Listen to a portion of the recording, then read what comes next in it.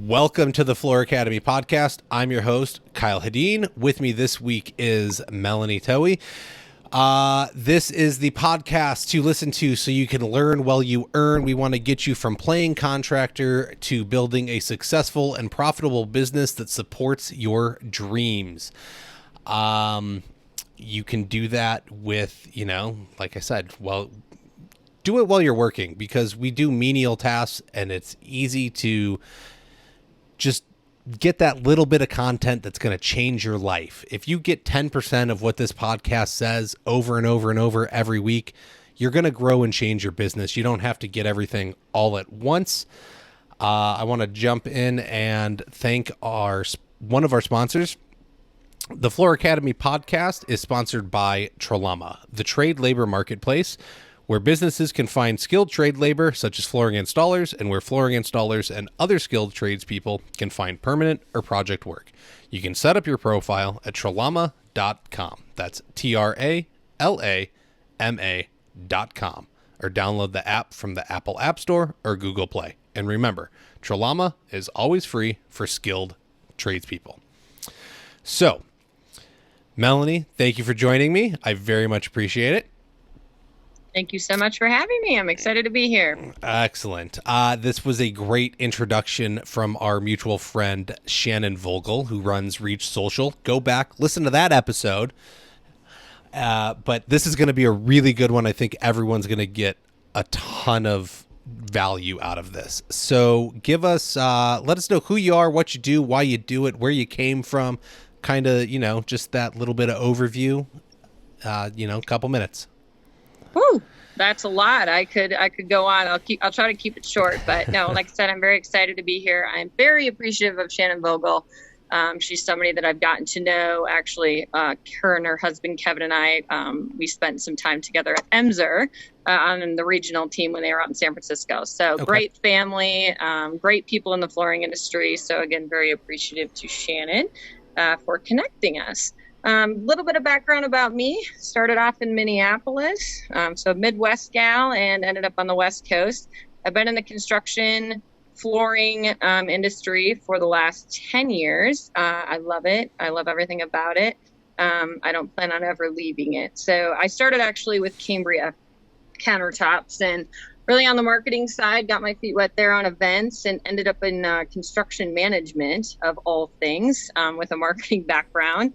Started opening up their galleries around the country. So built their first flagship space in Minneapolis in partnership with a lot of people on the Minnesota team, and then kind of hit the road and did that from there. So really, again, just kind of broadened my love for everything construction. I got to meet a lot of tradespeople. I was on site with the subs, vendors. It really kind of gave me a really up close and personal look at the industry. Mm-hmm. And from there, I ended up going to Manhattan Beach and helping build out their corporate office there and doing some gallery work and leading a marketing team out that way.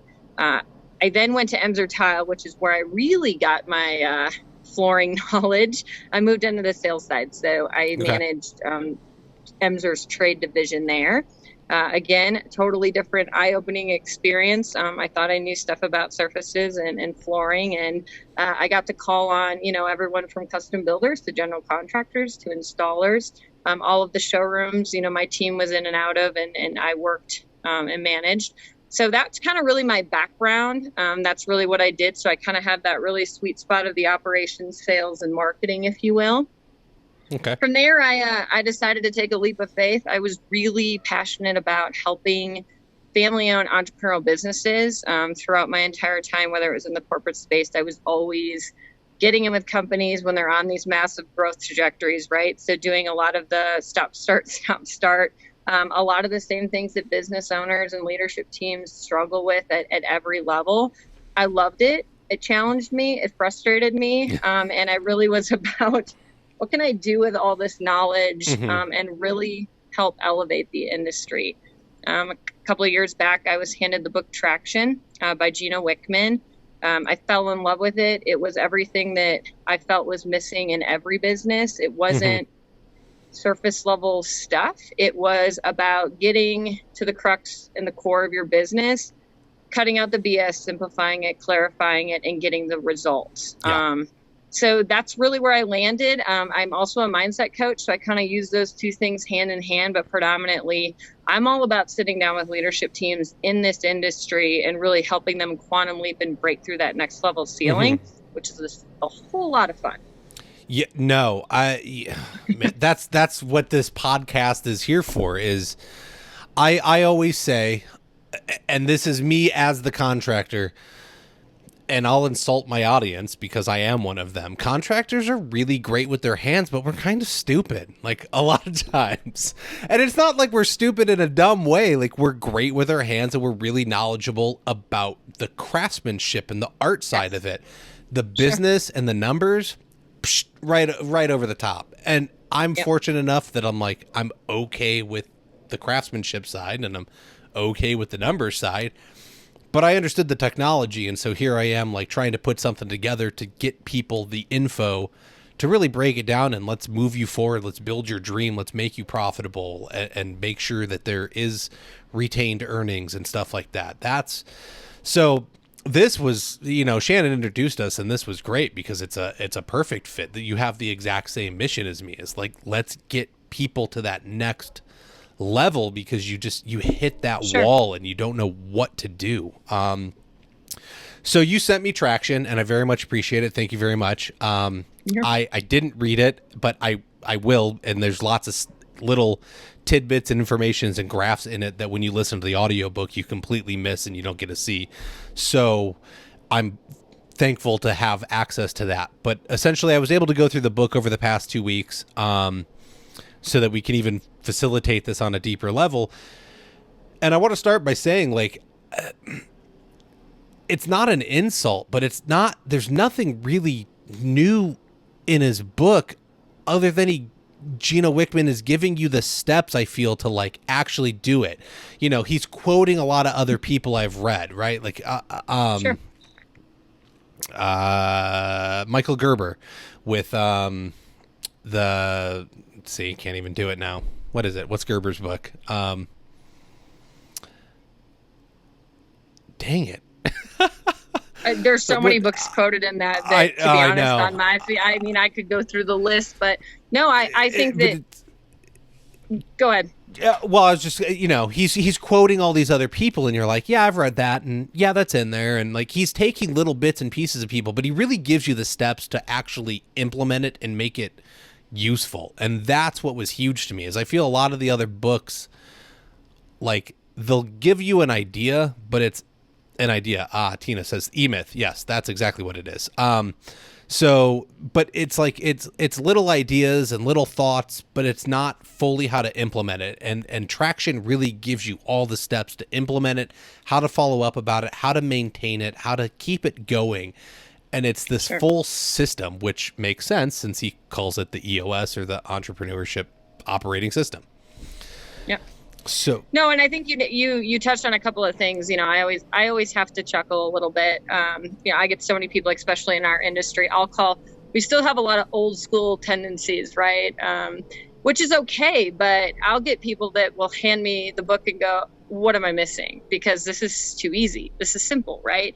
And it is. And simple, we've overcomplicated our businesses so much that all this is doing is Gino Wickman was brilliant enough to take so many other brilliant philosophies and really put it in its most simplistic form and give it a step-by-step process that's able to be a framework for any business, right? And go as slow and fast as you can, and really make it work. But I think that the whole idea of it is getting clarity in the most simplistic way. And when you really look at that, that's not an easy task, to unwind what we've created.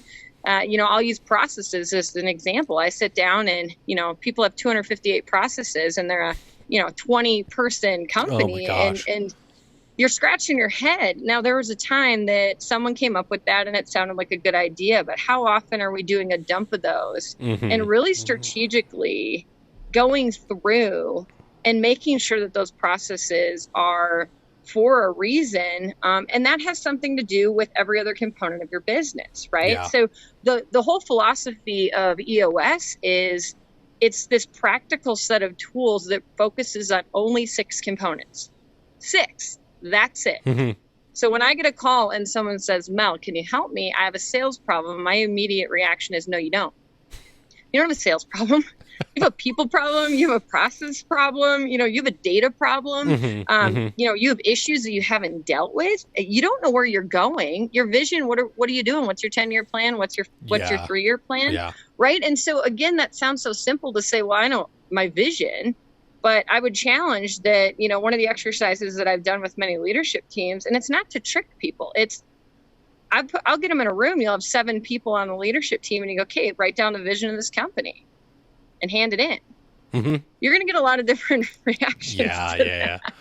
No, and that's people get nervous, right? But it's so true. And I rarely have somebody that really nails it. Now they can get close, but some people are just way off, especially in tile. You'll have someone talking about, LVT and but we're a tile company and, who are you trying to be? Right. And so it's just really interesting when you really get into that stuff. Well, I mean, I've realized what I've come to realize lately is that small business owners have forgotten the only reason large corporations exist is because there were successful small business owners that built proper systems to scale their business. And so you look at, you take the classic example, you can look at the McDonald's brothers.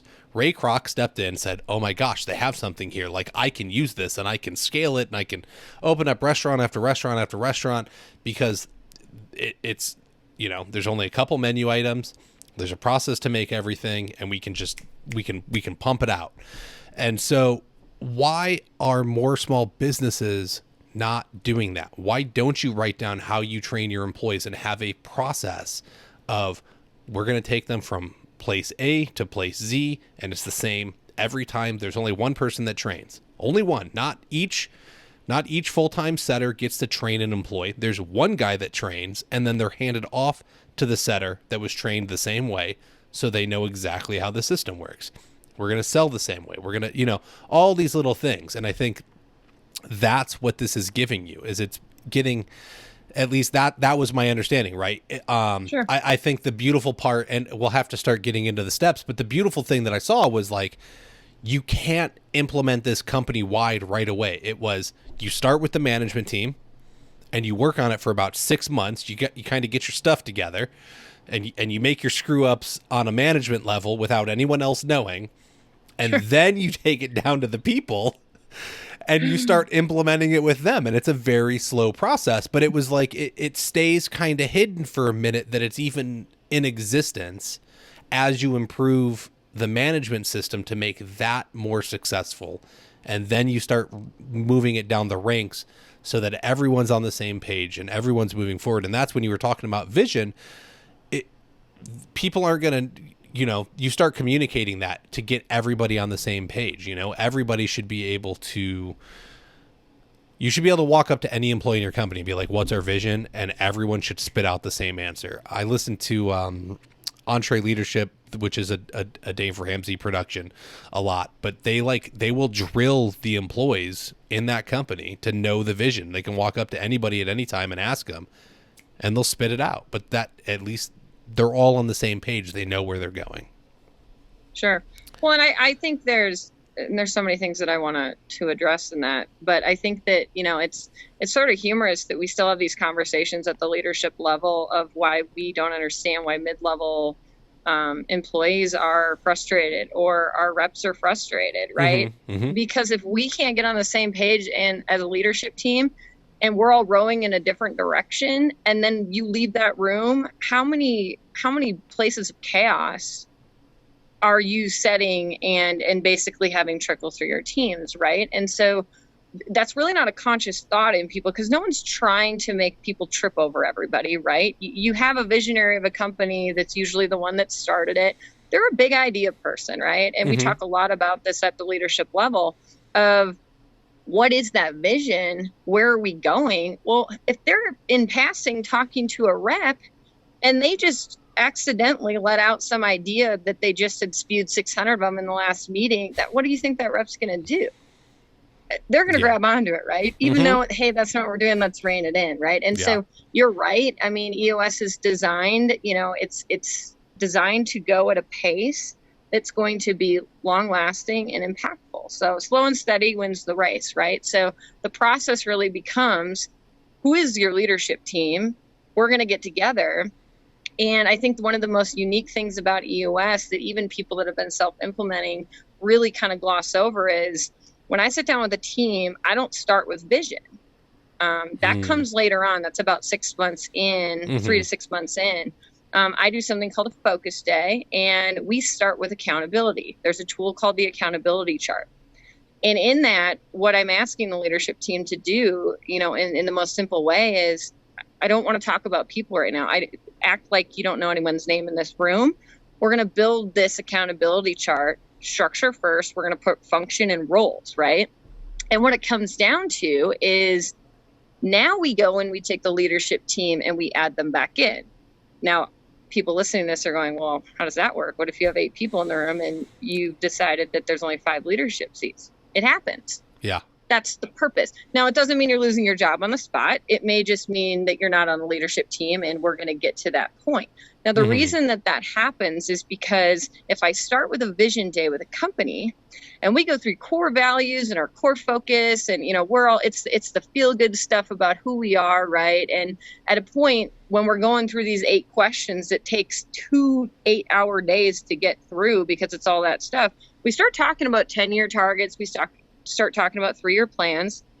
Now, if I were to do that first, a visionary CEO is going to sit down and I'm going to go, what's your 10-year? And they're going to go 100 million. And someone next to him is going to go, you're nuts, right? Yeah. And they're going to just go, okay, all right. So what happens now if I do accountability first? And now in that vision day, the CEO says that, do you really think the person that put their name on that part of the accountability chart in the first day that's now going to be held accountable is going to sit there and just bobblehead it through? They're not, because they're going to go, time out. If I'm responsible for this, then I want to put this on the table, right? Yeah. So it kind of creates that accountability first, which is really the anchor to everything that EOS is about, right? We always say you can't have vision without traction. It's hallucination. You'll read it in the book. It's become a coined term with EOS because it's really true. Like, I can sit here and talk to you about a million ideas and say, hey, I want to do $100 million in revenue. But unless you really are going to take that down to the ground and put actionable steps in, which we do in EOS, how are you moving forward? Yeah. No, and I mean, that's what it all comes down to, right? There's a lot of steps, but one of the big ones is goal setting in there. And it's not just, you can set the larger goal, but then you break it down. So let's start getting into these 6 steps that, make up EOS. Yeah. So if you look up EOS or you have the book Traction, you'll get used to the wheel, we'll call it, right? So those are the 6 key components. And really at the center of that is your business. And so when I start with a team, I really kind of walk them through, and we like to start at the end of kind of where the journey is going to end up taking you, right? So in these 6 components, we like to say that, each of those components has the opportunity to be 100% strong. 80% is the threshold we use just because we like to have that scale to say, where are you in this component that's actually a measurable that we can say, is it 20, is it 30, is it 60, right? So each of those components kind of has its own scorecard, if you will. And that's really how we measure the barometer. When we get a company to 80, that's strong. We look at the statistics of normal companies when they start, are operating at about 20% in each category, averaging, or each component, and they're exceeding in spite of themselves, right? That's crazy. So you're going, how are you doing that? It's a hope strategy at that point, right? So we really start to look at those components. So the first one is going to be vision. It's going to be at the top of the wheel. And really, vision is just getting everybody on the same page, 100% aligned, and rowing towards that common goal and direction, right? So in pretty simplistic, at that point, we move over to people, which I would say that people is 82% of the time when people come and hire an EOS implementer, that's their biggest challenge, right? It's they're growing, they don't have the right people, they have the wrong people, they don't have them in the right seats. And so that people component is really crucial. And we do a lot of work there because we know that in order to have a great culture and a great vision, you got to have great people, right? Because without that, you don't have anything. So we spend a lot of time on that component. So that's the second component. And I'm going to take you through some of the tools underneath these after I kind of go around to give a high level. Let's do the 6 and then we'll go through each one individually. So the data component, that's just really taking the ego out of it and putting numbers and measurables that can be talked about, right? So it's not this pie in the sky theories. It's what are you operating on? What are your numbers? What are those focuses? And really giving that tangible and measurable goals to your business. Now, what's going to happen here is this is at the top of the model, right? So once that's all done, all of a sudden your company is going to become very transparent. All the imperfections are going to rise up, right? And you're going to be operating with a lot of issues that you have stuffed in the corner and tied up with twine and ignored for the last 5, 10, 15 years. It's good, people. You want this, I promise. You really want this. Even though you don't want to, you want it. You need it. You need it. You may not want it, but you need it if your mind's going, oh no, right? So the fourth component is issues. And really, the issues is just getting everything on the table at every level of the organization and getting very comfortable addressing when issues arise, kind of knocking them out, and making sure that they're just transparent. Transparency is a beautiful thing. Not easy. Again, nothing's easy that's worth it, right? But it's just really understanding that, okay, well, when you're addressing those big vision people in data, things are going to naturally bubble up and there's going to be issues to deal with. So we work a lot on that and really how to do a deep dive into how to figure out those issues, how to discuss them, how to solve them, and how to move on from them. So that's a really interesting part of the process. The fifth key component is the process component. So going back, again, it's operating on the fact that really you only have 5 to 7 really functions of a business. Can you build a process? Do you need 19 HR processes? Do you need 5 different, ways to generate, a sales lead, and then below that is 6, right? So it's, again, just simplifying and working based on the functions that we did with the people portion and the accountability. We really work to make sure that that's all cleaned up. Okay. And then the rest is at the bottom. You have the accountability, right? Or what we call accountability, we label as traction. I always tell people it's the same thing as accountability. What that is that's really goal setting. We talk about rocks. We talk about that's really the strategic planning on holding accountable for the 90-day world you're going to live in. And then that's going to really kind of bubble up to everything else in the organization and make sure that you're going to stay on track for everything else that we've gone through. Yeah. No, I want to make sure, don't get confused, people. She said rocks. Rocks are just goals, okay? It's explained in the book why it's called a rock. It has to do with filling a cylinder with different things. Listen to the book, read the book. You'll figure it out. It's a goal. And then the 90-day component, that was huge to me in that people actually can't really focus beyond 3 months. And you have to constantly reevaluate on a quarterly basis to keep moving forward and connect with people. So that was a big thing that stood out to me too. Oh, sure, absolutely. And I'm trying to show up because I wish I had the picture on my desk. I have the rock jar that I could have just said, "Hey, here." I mean, if you have it available and you need to run off, that's it's cool. It's on my messy of my desk of like, hey, where did I put that? But yeah, no, rocks are just 90-day goals. It's love it, hate it, like it, leave it. I will say, can you see this wheel? Yes. So this is what the model really looks like. Again, as we kind of dissect and go through, I'll keep rummaging for that rock thing. But anyway, so that kind of makes up the components. But going back up to the top. So when we start with, there's really the tools and disciplines, we call them. There's 2 tools and disciplines that's going to go to each of those components, right? So again, simple. There's not 19, there's not 40.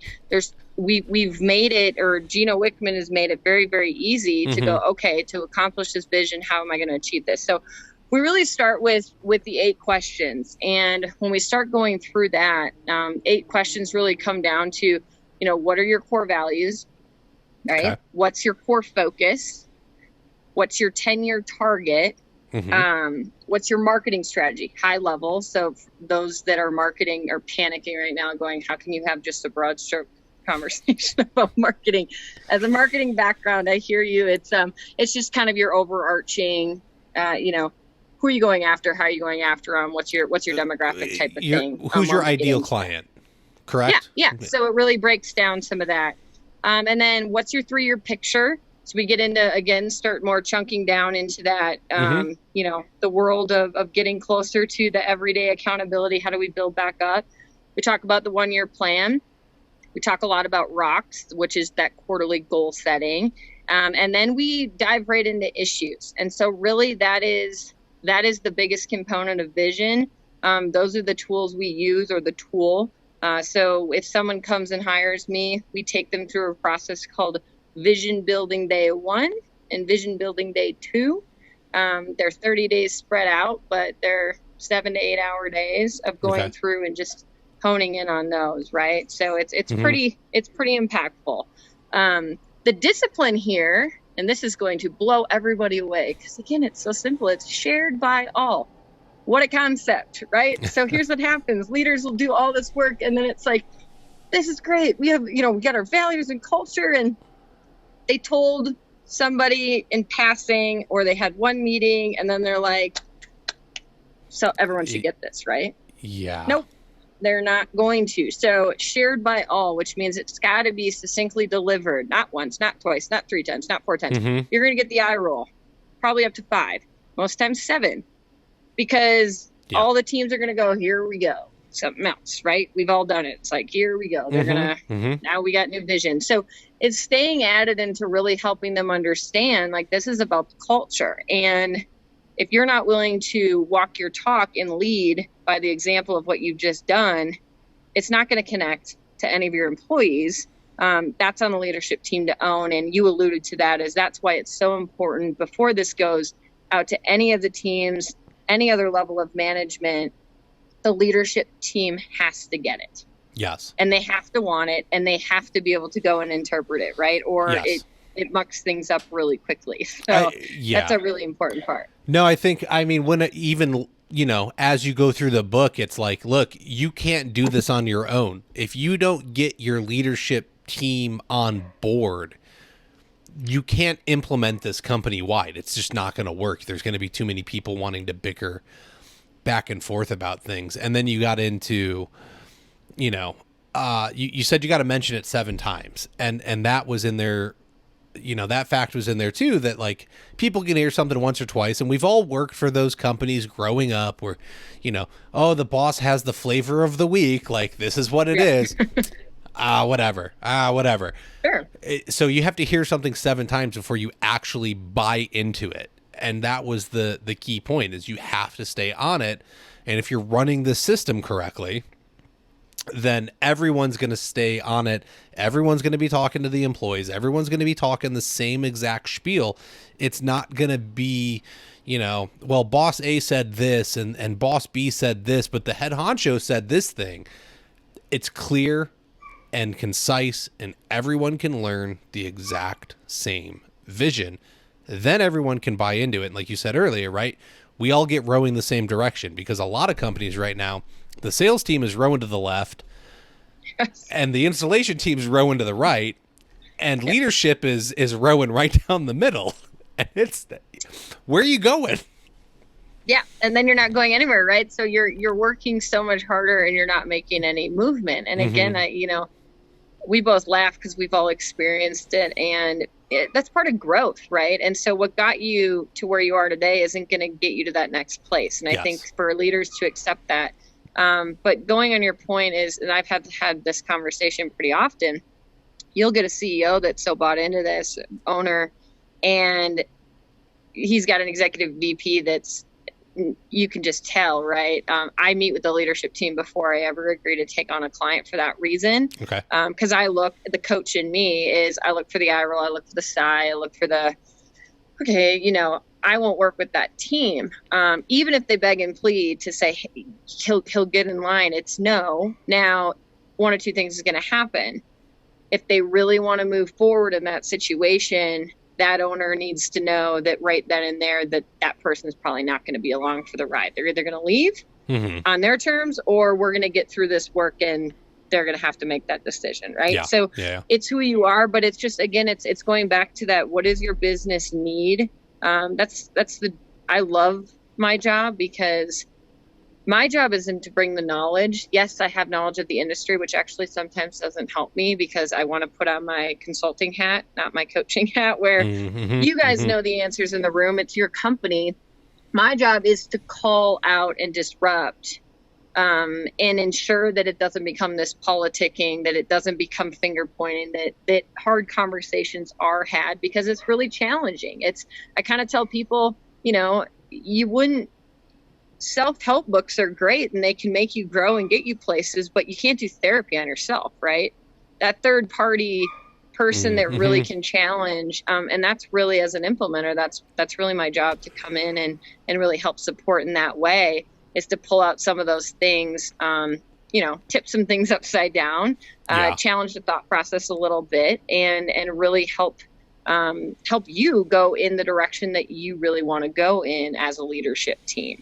Well, and I think that's huge, right? It's the book that's quoted is Jim Collins' Good to Great, and it's yes. He's always get the right people in the right seat on the bus, right? You can't put the driver, you can't put the young kid in the driver's seat if he's not licensed to drive and doesn't know how to drive the bus. What is that going to do? You got to put the person that knows how to drive the bus in the driver's seat. So you get the right people in the right seat, and you're okay. So I think you're, obviously the system, so I'm not telling you anything you don't know, but not taking on that client is genius, because what are you going to do? You're going to sit there and fight with the owner for a year before anything happens for you, because you're going to be like, look, you got to fire this guy. He's not on board. He doesn't buy in. He's slowing it down. He's not going to make it happen. He's like, no. He's going to get on. A year later, he's finally like, all right, I'll fire him, and I'll put somebody you get the right person in the seat, and now the company can explode, because it has all the right pieces in place, right? You can't use, if you're playing chess, you can't use a bishop as a pawn. Like, the bishop's the bishop and the pawn is the pawn. So you have to use your pieces correctly. Right. And I think that, you kind of hit on something that's really important. You get a lot of that. Yes. Do I see people that going into the end of year one are still holding on to something? My job isn't to come in and go fire the guy, fire the gal. It's to, okay, what are the reasons? Again, the beauty of this is a couple of things happen. The transparency that is developed, as we were talking, like when you kind of get to the bottom issues, the process and things, there's going to be issues, and there's going to be exposure to where the issues are coming from, right? So now let's talk about, you have a sales problem. Great. Let's connect the dot.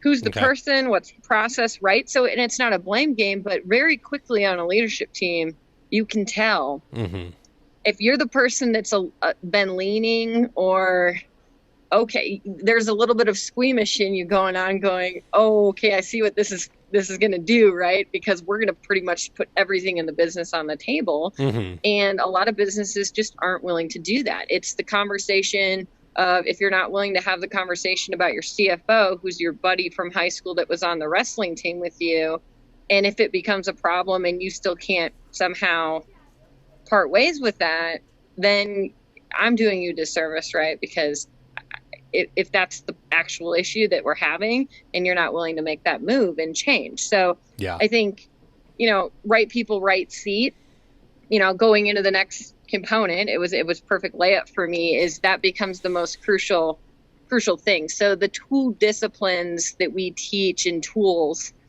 is the first one is going to be right people, right? So the beauty is, after we get done with the values, we have a tool that's called the People Analyzer. And what it is it's and anyone can use it. Again, it would have changed my life at corporate. It's really, now that you've figured out the fundamentals and the foundation of how you want your culture to be, it's very easy at the top, what are your 5 values? And then we teach something called Get It, Want It, Capacity to Do It. And So now you have 8 basically rubric marks on a scorecard, and the team goes along the side, and it's a pretty easy dialogue to really expose, do we have the right people? Now, I challenge people to go, I don't want to talk about your performers. This is about culture. This is about, do they exemplify everything that we just sat down and talked about? So that's an eye-opening exercise, and that is one of the most powerful tools in the EOS toolbox. From there, we start talking about right seats, right? So we talked about the accountability chart. We have this accountability chart that is structure and function, and it's not about people, but is really making sure that all the roles of the organization that you need and boxes are built around specific people. It happens too much, and I'm all for being loyal, but I always tell people if you're a for-profit company, you can't just leave people in seats because it's a feel-good way to move about your day, unless you're prepared to give up that buck, right? And so I think with those two things, what we see happen is one of two things happens. You're going to have right people, wrong seat, which then it's like, is there a place on the accountability chart that we haven't filled in with a person? Or you're going to have somebody who we refer to as, your A player, your rock star, the person that's your top salesperson, but they're absolutely killing you on the culture side. And this is where we sit down and we beg and we plead with you to make the decision to make the change, because they may be making you sales, but they're the ones that are just chipping away day after day. And they're actually doing you a lot more harm. So we really look at that, and you're laughing. No, I was that guy. I got fired all the time because I'm a high performer, but I dragged down the not team. A team player. So no, and not at all. So no, I laugh. I want to interrupt us here for 1 second, and so let me do this, and then I have a couple of questions about it. So yeah, absolutely. What's the hardest part to starting and growing a flooring business? Getting clients. If you're serious about taking your business to the next level, you need a marketing partner like Traffic Digital. Traffic is a full-service marketing agency that works with flooring companies all across the country. They'll help you get a continuous stream of clients using the most modern online marketing techniques. So visit www.trafficdigital.com today to sign up for a free marketing analysis. And remember, Traffic is with a K. So no, I was that guy. I got fired all the time. Kyle, you got a chip on your shoulder. Kyle, like, you're really good at what you do, but nobody wants to work with you. Literally, I got into flooring because I went to school for reality television, and I was such a pessimist, and I didn't fit. Like, you really need like a, man, you can't, I'm very black and white, and you need a very like morally like gray standing for reality television work. And I don't like this. Why is it this way? Why are we doing that? Why don't we do this? Why does the network provide this kind of stuff for these people? Like, they really need it. Like, why are we messing with them? And so people didn't want to work with me anymore. And I found myself unemployed. And I was like, well, now what do I do? Like, what skills do I have? What can I build? And here I am. So it's huge. You mentioned the scorecard, which is a huge part of this, because we talked earlier, like you said, you had to be, most companies are operating at 20%, and you want to get to that 80 to 100% range. Nobody's ever hit 100% that I know of. But essentially, there's a scorecard built into the book to judge where you're at in multiple areas of your business. But then you were talking about the employee scorecard and having them fit this culture. Do you have an example that you can kind of show offhand? Well, I want to clarify a couple of things on that is yes, there's a scorecard that third component we talk about. The scorecard is that instrumental tool. When we look at every component, you look at vision, we use that scale, that 0 to 100 scale for vision, right? So we say in each of the components, and before I start with any company, I sit down and we really have them take what we call an organizational checkup, which you can go on. You can take that online. It's actually really powerful. It will show you just where you're currently sitting in every component. Mm-hmm. So I'll get people that take it, and all of a sudden Vision will come back and they'll be at 13%. And they'll go, okay, that's not great. Because they thought they were at 70, right? In their head, they're like, oh, we got this nailed, right? So looking at each of those 6 6 components separately. And then what we do is we take that average to go, okay, you're ready to graduate, we call it, which means I'm out there trying to push myself out of a job, trying to get you to 80% averaged in all those categories. That's where we give you the thumbs up.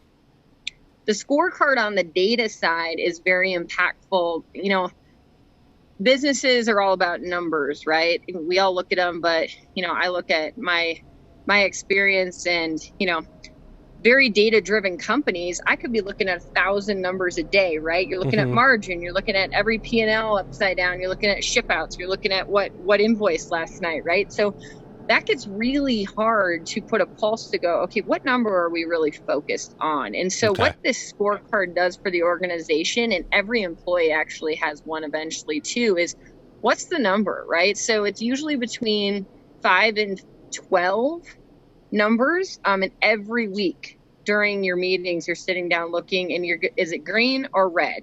I don't want to know why. Green or red, up or down. We're not talking about it. Just give me a thumbs up or thumbs down, right? So if you have a sales leader and one of the number metrics is 20 calls, at the beginning of the week in that meeting, you're going 20, yes or no?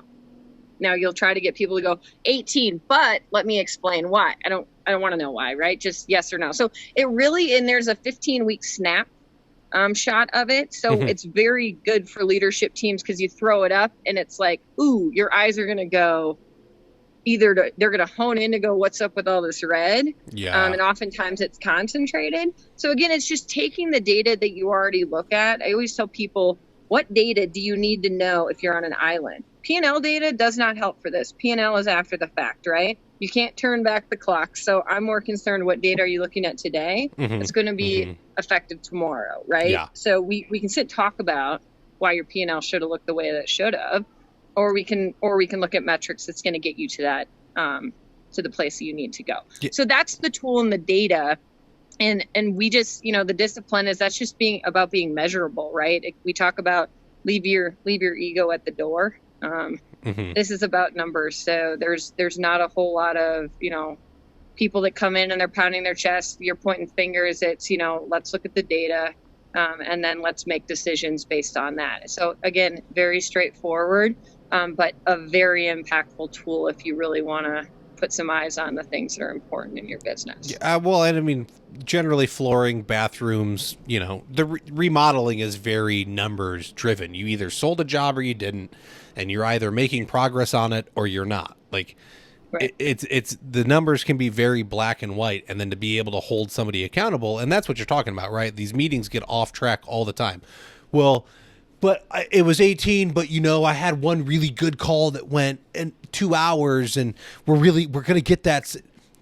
I don't care if you got the sale. Did you make 20 calls? Your goal was 20 calls. You got 18. It's a red. Moving on. Like, we don't need all of that.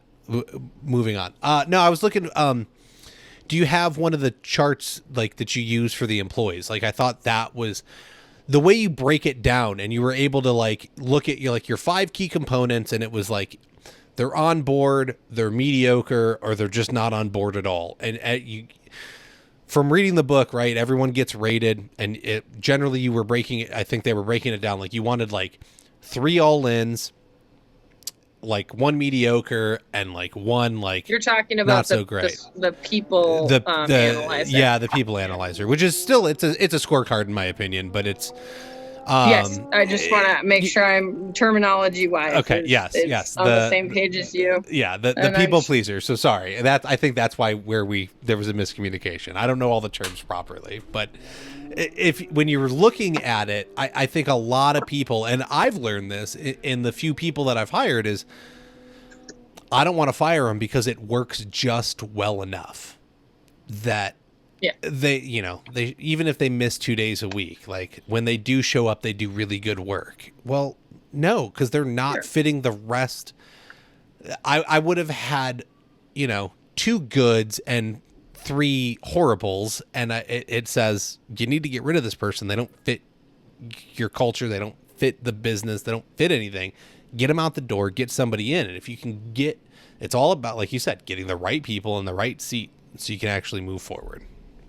Yeah, and as I try to dig through sorry, I would have had one out No, to show. I didn't know. know if I was going to be on camera. But no, I think that you're right, and I think that look, every organization is going to be different as we use the people analyzer tool. You know, I always ask a company like, what feels appropriate to you. I always say the threshold. If we're gonna check an employee against values, you have 5 of them. You know, is 4 out of 5 acceptable? Some will say 5 out of 5. You need to get the plus, not the minus, right? Yeah. To get it, want it, capacity to do it is crucial, right? And so that's also an eye opener. At the end of a session, if we're looking at it and you've got somebody that's got a negative, they either need to be moved seats or they need to leave. Right now, the next question is are you prepared to do that? Now, this is in no way, shape, or form supposed to implode your business, right? So I don't go in and go, okay, and I've had this happen, right? They'll be like, oh my gosh, I need to get rid of 6 people.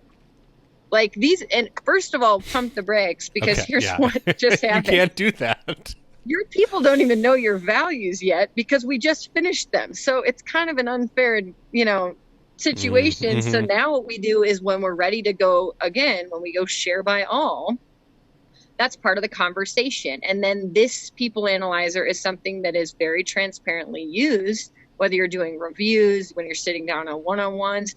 Don't use them weekly. I get people that are so into this tool because it's great, but there is a point when you overuse it where it's like, okay, you got to stop grading people every week. Like, but there is we take them through the process of what happens if they don't fit. There is a process for that, and it's kind of a 3-strike thing. But walking through what the appropriate action steps are to take in that, and that becomes critical as you look to what you're going to do with people in your organization. It's not the end all be all to firing somebody. It's a tool to help you manage. Does this person need to be fired? What am I identifying? Where do they need improvement to be based on the our core values and our vision?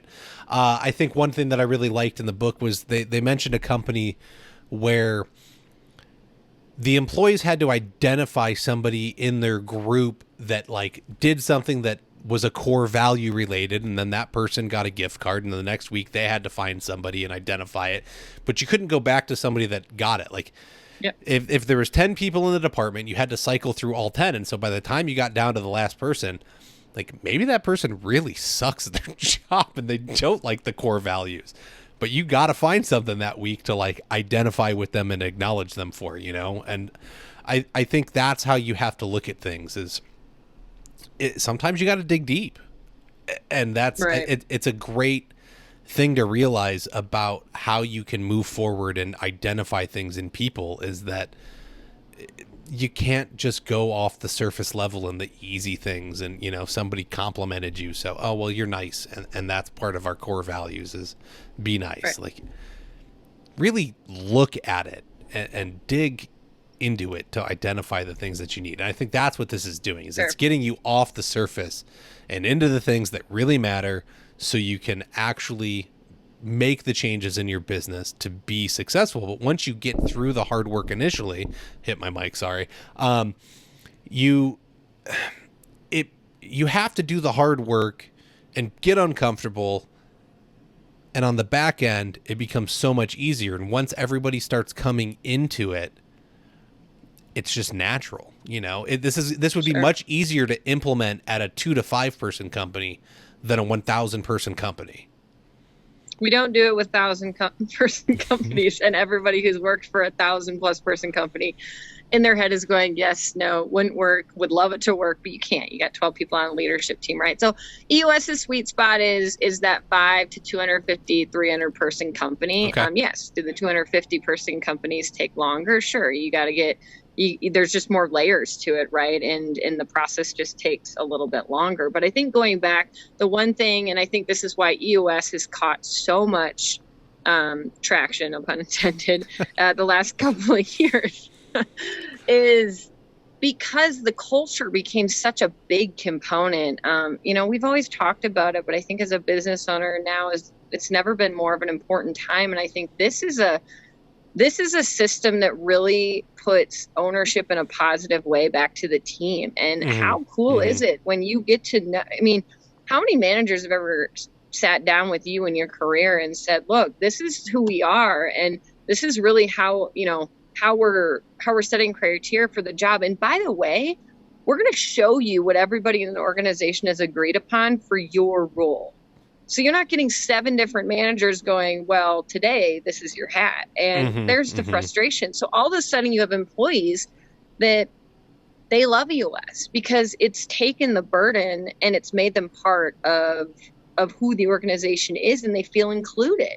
Yeah. They feel like they're part of it. Instead of always, the conference room doors are shut and who knows what they're talking about. It's like, include your employees. It makes such a big difference. And look, they're the ones doing the work. I'm not saying leadership teams don't have it, hard work, but sorry, we both done it both ways, right? If you've ever been a rep, you've ever been a mid-level manager, like you're getting squashed from both ends, right? So those are the ones the voices that need to be heard. And I think that's a misstep that so many leadership teams can take. Not knowing is just give them a voice. And I think that this part, that vision component, giving them the tools and giving them the transparency creates a lot of comfort in your organization. Yeah. Well, and to me, it's huge because the conversations that I've been able to have through this podcast is that millennials kind of are feeling this, but really getting into like Gen Z and Gen Alpha, they want community. They want to feel like they belong to something larger than them. And that's providing this, it very much feels that like the greatest generation and the boomers and Gen X was like, look, you plug yourself as a cog into the wheel and you do your thing and you move on in life. Right. And it didn't matter if you fit or not. You just went in, you gave your 40 years, you got the watch, and you're able to walk away. And you get the pension plan. And now that's not the case anymore. Like they want to feel like they belong to something and be respected and treated fairly. And this gives you that system to be able to openly communicate with everybody, stay on the same page. And it starts... right. Leadership should be from the top down, but the people at the bottom should be leading the way, and you're encouraging them as the actual leader. And I think that this system gives you the processes to do that, to say, okay, here's where we want to go. You can implement it, and I'm going to cheerlead you all the way there. And if you have a question, you can ask me. And I think that's what leadership should be doing. Sure. No, and I think that, and I want to get in because I think this is the exciting part of what these next couple of tools of, people listening can take these and immediately put them to use in their business, have a little bit of fun with it. But going into the issues, so issues list, again, we talk about that transparency where there's going to be a laundry list of issues, whiteboards sometimes when I'm working with teams and companies, right? And that's okay. And issues can be of all sizes. What we want to do is we want to create the issues list. It's an ongoing issues list to, again, it's transparent. It's there. It's for all to see. Put it on the issues list. It should always be out at every single meeting. Whatever you're doing, just keep adding to it, right? The tool we use for this is something called IDS. And what that means is it's really simple 3-step framework to what you do to help solve your issues. So it's identify, discuss, and solve. So that seems, again, you're like, okay, well, I do that. Let me tell you, when you've done this the correct way, you're like, wow, we've just saved so much time. So when I do this the first round with a team, I say, okay, who's got an issue?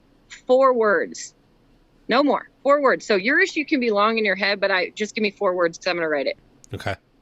I collect all the issues. So again, now it's condensed, right? Can you imagine being in a room of just being like, whatever, make up your own 4 words. I don't care what they are. It challenges people to not be the person that's sitting there going, well, I know we're not talking about it right now, but I just, I think that, it's like, and we're 5 minutes in and we haven't even gotten an issue on the board yet, right? So when all those issues are up there, the next thing we do is we say, okay, we got to set priority. So this is how we're going to do it is the issues are all labeled. and call it out. What's a priority? 3, 7, 9. Great. Whose issue's number 3?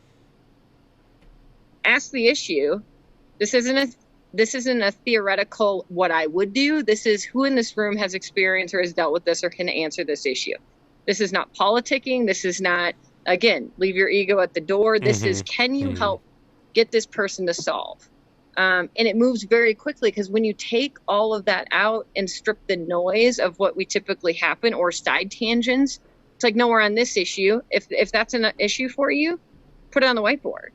But we're on this one, right? So we're not getting on shiny, object syndrome, swirl down the road. Yeah. We're finishing what's on that list. And when we're done with those 3, we're moving to the next one. So you can see how quickly moving to solve is. Now, there will be times when teams will get stuck that, okay, put it on your to-do and bring it back to the next meeting. Someone bring an answer, right? So we don't get stuck in this complacent, let's talk about it and beat it to death. How many people listening to this have been in the meeting? It's like, beat a dead horse. Come on. It's we've heard it, or it's the same loop, right? So it's really being able to say, stop.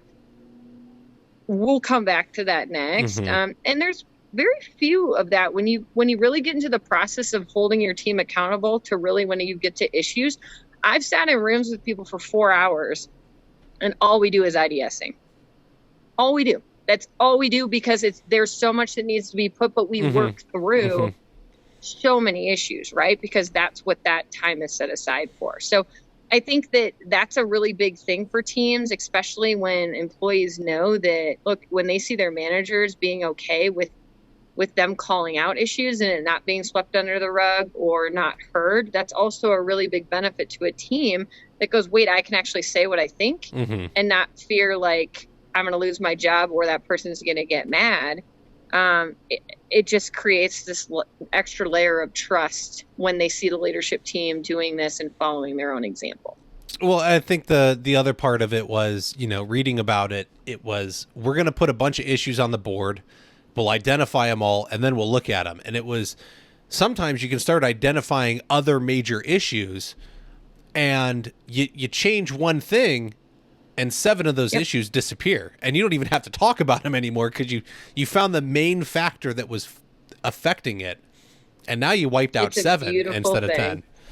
No, and it's great when you are at the whiteboard and it's like, and someone will go, no, solved.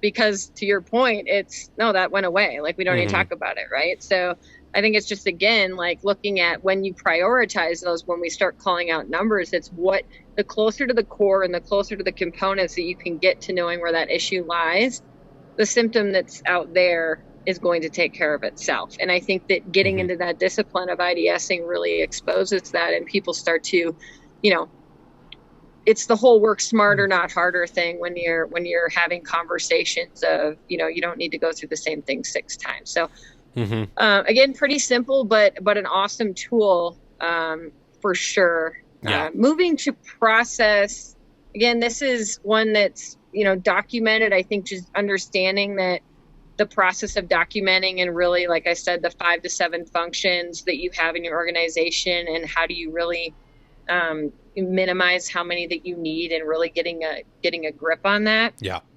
So we spend time, again, there's several tools in the toolbox that really help us, and exercises that we go through to get there. But very impactful. And then again, it goes back to the whole vision thing. Like, instead of shared by all, this is followed by all. Because if we're going to set processes, we need to follow them, which requires everybody to understand them, which requires us to roll them out. And so it kind of lends itself. Don't get complicated now. Don't get complicated. Just because it's laminated and it's on a color printer and it's hung up in the break room does not mean that people understand it and follow it, right? So it's getting that dialogue and communication going for that, for sure. That's crucial to make sure that that's followed by all. And then last, traction. So this is where we really dive into rocks and getting into that quarterly pulsing that we call. So 90-day spikes, you read it in the book. The human mind cannot really go out further than that. And so it's getting in the habit of bringing leadership teams back together every quarter to reassess what those 90-day goals are. Again, what are the company rocks? What are the individual? How have you made progress? Really looking at that when you come back the first time and someone's got 40% of their rocks complete, it's like, okay, so we go right into IDSing at that point, right? There's a lot of issues going on there. So it's a silly name maybe for some, but it's so impactful when it's just like when people just get it that rocks just mean goals. And if you don't have those, then how can you ever expect to get to that 1 year plan, and 3 year and 10 year, right? So it's really just starting at that ground level and just getting into that, again, the consistency of pulsing to understand that in order to complete those bigger goals, you got to get the ones at the 90-day. Yeah. And lastly, everyone's favorite, we go into meeting pulsing, which is the tool used for that L10 meetings. If you haven't heard it, it's usually what flips the switch for most people. I've met quite a few implementers that found EOS because they sat in an L10 meeting and went, what the heck was that? That was because meetings suck. Crazy. Well, let's be honest, right? Like I've worked for a very large international corporation, and they would get us together as like low-level management and hold a quarterly meeting, but we would have meetings every day with like our middle management person. It was garbage. It was the same thing all the time. Never like they would go on and on and on and on and on, and you're just like, yeah, whatever, I don't care. Like, it's not going to change. You don't really care about these numbers. Let me move on. And so this was like the way to conduct this meeting made it happen and made it like, oh, I don't hate meetings anymore. At least theoretically, like the way it's held. Yeah, it's hard to, especially if you have somebody who conducts a really good L10. I always say, like, the people that are they just won't let anything go by, and they have fantastic meetings. So here's how L10 works. So this is, again, going back to simple. What we always say is what makes a good L10, right? It's on the same day. You cannot move this meeting unless I don't even know, someone dies. Don't move the meeting. It's got to be at the same time. That's an accountability thing. If you're on a leadership team, how many times have I got to move this meeting last minute. I've done it. People that have, right? But it's like, no, we're not moving this meeting. It's at 9:00, right? The next thing is it starts on time. It's a concept. And, be 5 minutes early, because if you're on time, you're late. We've all heard that. But, you have the people that come trickling into meetings 15 minutes late. They're distracting everyone. It's like, if you're not in that meeting, don't bother walking through the door, because you're distracting us, right? We're trying to get stuff done because we're moving out of this meeting on time. The next is same agenda. So the same agenda is used week after week. And the same person is conducting these meetings for the most part when you go into the organization. So how this meeting works is we always do a kickoff with good news in personal and good news in professional. And people kind of do the eye roll of like, I don't have time for that. 5 minutes, get to know your team. It breaks a lot of things. And over time, you just get to know people so much better. And it's not talking about the weather. It's share a personal best. You learn trips people take about people's kids, right? And so we say it's a really important way to start off the meeting. The next, we really evaluate, again, going through what's been done. Okay. So to-do lists, we're going to look at the scorecard, and we're going to look at customer or personnel, good or bad, right? So starting off at scorecard, like, give me a thumbs up, thumbs down. Again, this is not the time to say, well, we didn't hit everything. Just yes or no. We'll talk about it later, right? So everyone kind of gets their chance. The to-do lists that have come through other meetings, it gives you the opportunity to really go through that and check in with your team. Are they done? Are they not? Again, we do not need a whole saga of why it has not been completed. Please do not waste people's time. So these are 5 minute chunks, right? So we're moving very, very quickly when we do that. And then really 5 minutes of, is there something on our radar that needs to be because of, again, it could be good, it could be bad. Customer super satisfied, want to let the team know. Employee did something great, or do we have a horrendous customer service issue that we just quite frankly need right now to understand that it's out there, right? After that, you move into IDSing. So you're in IDSing for 50 minutes. So you're just going through issues in that same process we talked about. 5 minutes to the end, you're done. you're wrapping up. So any of those issues moves to the next to do, and you pick up where you left off. Everyone's out of there at the same time. Now, again, that sounds simple. The thing that I love and people love, at the end of every meeting, you go around and you get to rate the meeting. Every person that's at that meeting, right? And scale of 1 to 10, rate the meeting. You don't get to go, well, gee, why'd you give me a 4? Great, you give us a 4. So the average of the meetings, and I will tell you, when people start these L10s, the average is a 4, knowing that you're going to make progress. Now, I look at a 4 of that there's a lot of cluster going on of, whoa. We're politicking. Okay. We don't understand this yet. You're not going to get it the first couple of times you do it. But definitely impactful. It just restructures something that's so simple already into something that just makes it so much easier from your day to day to go if I have to run a meeting. And again, it gives everybody that accountability. Mid-level managers, they roll that out to their teams. So they're conducting their weekly meetings. I get asked, well, I can't run every meeting that way. No one's asking you to. Your weeklies, your standing meetings, if you're running them on those, just the consistency is really going to shine through with your team. So that's the model. Okay. Again, in that, there's a ton of other tools. So as we kind of get going and I'm working with teams, the process really becomes, if teams work with me, I sit down with leadership teams. We do a 2-hour session just to kind of get to know, go through the model, see if it's a right fit.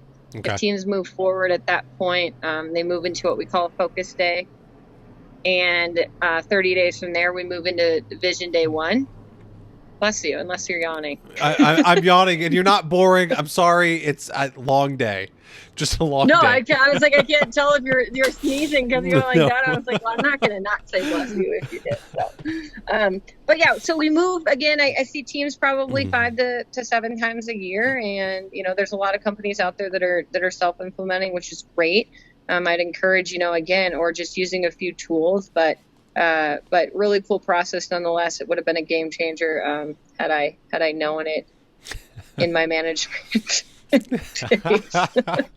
So that's what I use it to go. If I could have, then can I give this gift to somebody else to make their life a little bit easier? So I love what I do, and again, I love the industry and love being able to interact with everybody. No, I think it's the best system that I've seen so far that makes sense because it combines so many other things that I've read. I've read Michael Gerber and E-Myth, and I've read Jim Collins and Good to Great, and he's sure. There's other books in there that he's quoting, and he's like, this guy says this, and that guy says this, and he's pulling all these things, and he's putting them all together finally. And so it takes you don't have to think about it anymore. There's just this, somebody did the work for you, which is always the nice part, right? You just put it together, you implement it. You just got to follow it. That's what I say. Just follow it. Oh don't try to, man, that's the hardest part. Don't treat it as a buffet. Don't do that. It's like, if you follow it, it will work. So you can find any kind of case study on any kind of company you want that's run on EOS. But it's the people that say, well, I can't do that, and I'm going to be a la carte about this. But there's a lot of powerful minds that are packed into that book, and Gino did a good job of kind of rounding up the best of the best. And it came from pure passion, and he's been an entrepreneur all of his life, and he understands that. And I think the other big thing, if you haven't read, he just came out with a book called The EOS Life, and I think that for those that are business owners on this call, I think that sometimes the easiest thing is to forget the why behind what you decided to do, right? And you get into the grind and you're growing, and it's just like, when are you ever going to come up for air? And a couple of years ago, when EOS was going to go through a rebranding, Gino actually hired a big marketing team to go out and do a lot of research and analysis from customers that are running on EOS. Okay. Just to really get a good feel on feedback across the world. And you got people running on this in every continent, right? And his number one thing he said is, I thought for sure in my mind that the number one piece of feedback I'd get was my revenue increase. And that was number 2. And he said, what I never expected is the quality of life for myself and for my employees increase was number 1. He said over 90% of what came back for feedback. And I thought that was pretty cool, because here you have somebody who understands business, but also wants to be that voice for business owners out there of, how are you finding that joy? How are you living essentially what we call the EOS life, where you're doing what you love with the people you love. You're being compensated appropriately. You have time for other hobbies. And he wrote that book about all of that, of just how do you live that life and still have this business. And we talk about that a lot through implementation, because that's important. And I personally didn't want to be, it's why I didn't want to be in a consulting role. I struggled with that. My purpose, I want to help people. I want to support people. Mm-hmm. But a big part of why I left my role was just the balance and the sheer of, why are you doing this? And now finding my why with people, you can get so busy, but when you surround yourself with other people that understand that, it becomes a different ball game with somebody that's going to help support you. You can grow your business and actually take a 2-week vacation and your company's not going to fall apart. Yes. It's possible. Yeah. And a lot of people struggle with that. Well, and I think that the biggest takeaway from that is a lot of times on this show and other business podcasts that I'll listen to is that it comes down to price isn't the main factor, right? Like when you go to sell a floor, people get hung up on price and they want to negotiate and they want to, I'll take $500 off. It's not price. It's selling value. It's selling those lifestyle changes. And that's what you're talking about. And so these personal aspects become way more important. It freed up my time. It made it easier to run my company. I was able to put my team in place so that they handled everything. And now I can actually own an investment as opposed to owning a job, which is huge. And that's where I want to see my listeners be at. That's where I want to be at. I want to own an investment. I don't want to own a job. That's what I have right now. I own a job. I get to sell my own work and I get to go and do it. And man, I'm tired. Just tired. So, and a lot of people are nodding. So it's a very big deal. And, hopefully the more, I think now we're in a time too where we've gone through what we have the last 2 years and the change in, again, not only the culture, but what becomes important. How many people do you know that switched gears, switched up their business, made changes because stuff was exposed the last 2 years of like, what am I doing? Like, and now you got a lot of people talking about it, way more than I heard 5 years ago. It's, so I think the more we can make, I'll call it noise. It's a good noise. The more we can make entrepreneurs feel supported in that and that they're not alone in that and that, their journey is important, but other people can relate to it, especially on the personal side. And how do we bring that together? EOS just happened to be the accidental thing that I tripped upon that ended up being like, okay, this is it. It's something I believe in and it's something that I know and I've seen impact the flooring industry a lot. No, I think it's great. I think that kind of wraps it up. It sums it up. So generally what I'll do is, thank you, Melanie, for joining us. But is there something that I didn't hit on, didn't ask you that I should have? No, I feel like at times you actually knew the book better than I did. Like you were really good. You didn't read it, but clearly you did actually listen to it a lot more than you thought you did. But it's easy to pick up nuggets. It's always fun for me to see where people gravitate towards and what really piqued their interest, because everyone's got different things that catches their, interest and they go, oh my gosh, that makes so much sense. Or I totally relate. One, it's fresh for me, right? Like I just did it over the past 2 weeks. Two, what I've learned is that you can go back and my listeners may find this scary, like go back and listen to the podcast and you can see that generally the topics kind of hit the same like category. You talk most about what you actually need in your life. So I need some systems and balances in my life right now. And that's been like a really common theme lately of like, I need to get some things organized and in place to free up things and allow some family time. And it's very interesting. And so I think you can listen to how people talk. And if you key in on it, you'll notice that they talk about the same things a lot. It's like, oh, okay, I see what's going on. There's a psychological thing, and so for sure. Absolutely. At one point, like Shannon, I considered being a psychologist, and so like I do have fun with people. That's why reality television was exciting to me.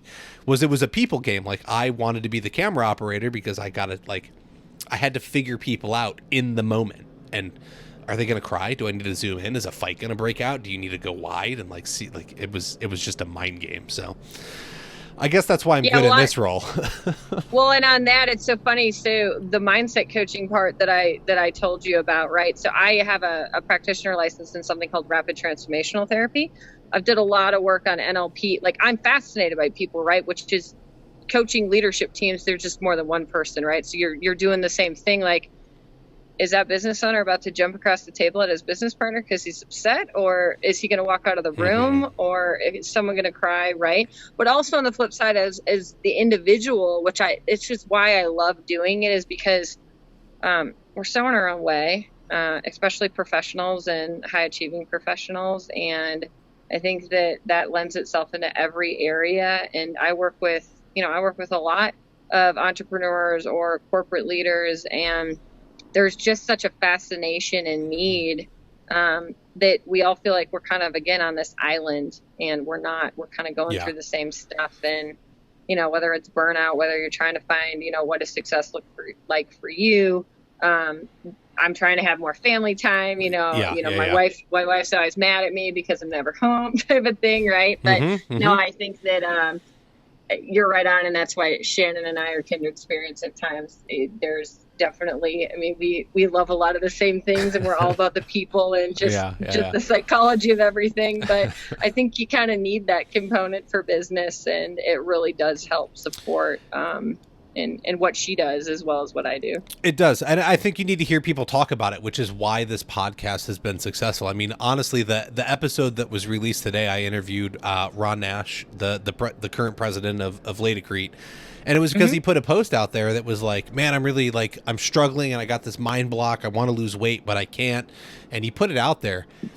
And I swear he had like 200 comments from people in the industry that he's friends with on Facebook being like, no, man, you can do it. Like all these people jumped on board, or I'm struggling with it. Like it started this conversation.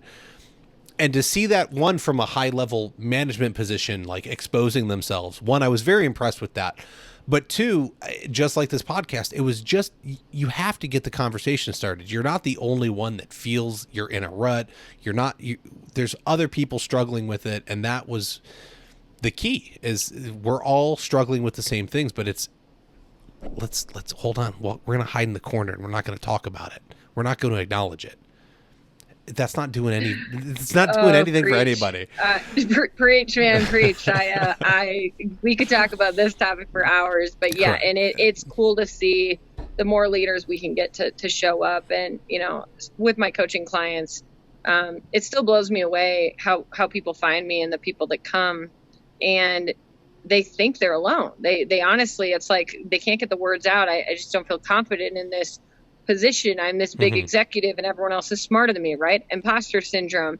Everyone's got their own head trash. And the more we don't talk about it, the more we walk around going, okay, let's try to stuff that even more, which is why I'm so fascinated with the whole subconscious mind, which was rapid transformational therapy turned me on to that, because it was this rapid, about belief systems, right? So here you have people that are finally going to stand up and go, okay, is it really your fault you developed that belief at 5 years old? No, it's not. So can you unwind it and move forward, and knowing that the executive across the table from you is feeling the same way?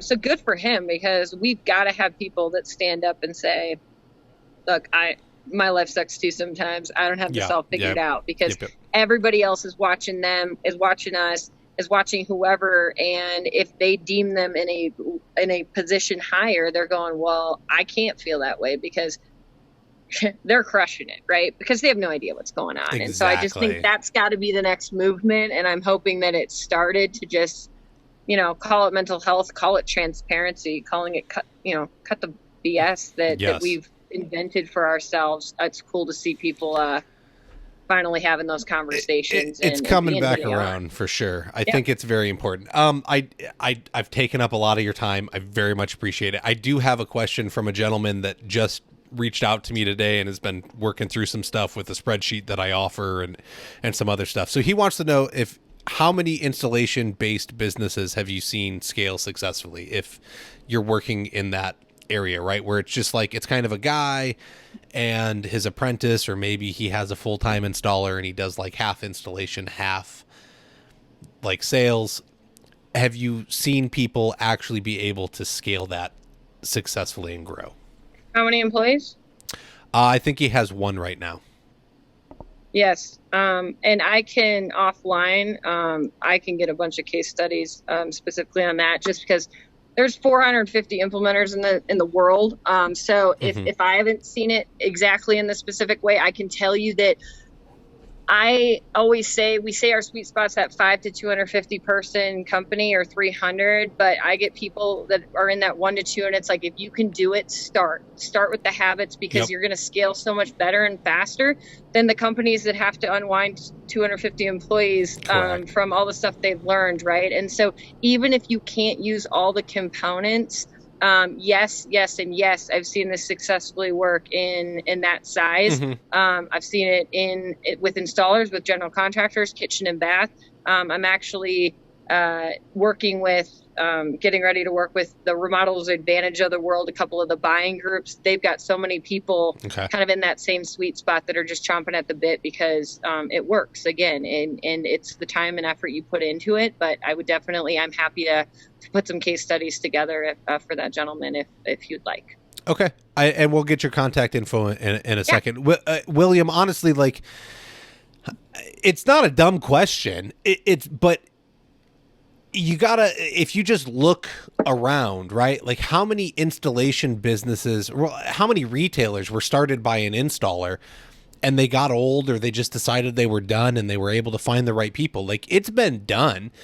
And it can be done successfully. I think, like you said in our conversation earlier, was I've been doing okay, but I'm not. Now I've looked at my numbers and I'm not doing great. You took that first step, so now you can scale, because you realized you didn't want to own a job. You want to own a business. You want to own an investment. And so you're ready to start looking at those other steps and learning about it, and you want to move forward. And that's the key. A lot of people, they just want to show up. They want to clock in. They want to clock out. They want to be a subcontractor. They don't want to have to go and sell anything. And they're happy and content doing that. You've changed your mind. You're no longer going to be happy doing that. So it's totally possible. There's plenty of people that have done it. So Melanie, thank you so much. Very much appreciate the book. Very much appreciate your time. Appreciate you running through it with me, and, putting up with me, asking questions and going through it. So where can people, thank you. Where can people find you? How do they reach out to you? If email, website, phone number, whatever you're comfortable giving. Look, I'm pretty comfortable. So yeah, the best way is probably visiting my website. So my website is www.bymelaniann.com. So BYMELANIEANNE.com. Or you can email me at mel@bymelaniann.com. Okay. And that is the best way to reach me. And again, more information on EOS. And again, if you're interested in that organizational checkup, there is a link that will take you to a free test. I would encourage anybody to do it. It just gives you a lot of valuable information and sorts out what you assume versus what's reality, even though you're the one clicking the button when you see it as a snapshot. It's a little bit like, oh, hey, it could be a good surprise. I'm not saying it's always bad, but it just gives you, it really breaks it out, gives you a lot of charts and information. So great place to start. And then, feel free to reach out. I'm always happy to connect again, even if I can send you with a couple of tools. I'm all about helping first. And again, I love supporting the industry and seeing people succeed and win. It's a lot of fun for me. I love it. Awesome. Thank you so much for joining us again. Everybody, that's all the time we have for this week. Thank you for listening. Make sure you check out our website, flooracademypod.com. Click on the shop. You can check out our merch. Get a sweet hoodie, man. It's getting cold. You want a hoodie? We got beanies too. You want one of those. If you click on the file section, I got the business budget calculator on there. That thing is awesome. It'll help you calculate employee labor burden. It'll let you know what you actually need to be charging per day, because I'm asking you, if you got trailers, tools, insurances, do you want to go to a show like Surfaces coming up in February and actually like incorporate that into your budget? It's figuring out all your expenses and making sure they're paid for by the company so that you actually get to keep your hard-earned paycheck. And yes, you should get a paycheck. Stop taking draws. Get a paycheck. Thank our sponsors. Man, I'm really bad at this since I don't have a script, and I've been doing this like almost 2 months now. So that's what I got there. Let's see here. Flooring Domain is an award-winning online flooring directory and service marketplace that helps you find more clients, grow your online presence and reputation or your brand. Whether you're a carpet store, a flooring installer, perhaps a tile contractor, there are projects for everyone with a daily stream of clients visiting Flooring Domain and looking for experts like you. Flooring Domain offers a free listing option that allows you to find new client leads. You can set up a free account at Flooring Domain by visiting flooringdomain.us. Have you ever tried to install LVP on steps only to struggle with the solution for the stair nose? Introducing Snap Caps by SnapTech. You simply send SnapTech the exact LVP your customer selects, and they'll turn it into a perfectly matched stair nose that clicks flush into the tread plank for a simple and reliable solution. Visit www.snaptech.biz to learn more or order. Once again, Melanie, thank you very much. Thank you, listeners. If you're not checking out the lives on Facebook, they're random. We're also posting everything to YouTube now with video content, so check all that stuff out. Thanks, everybody, and we'll catch you next time.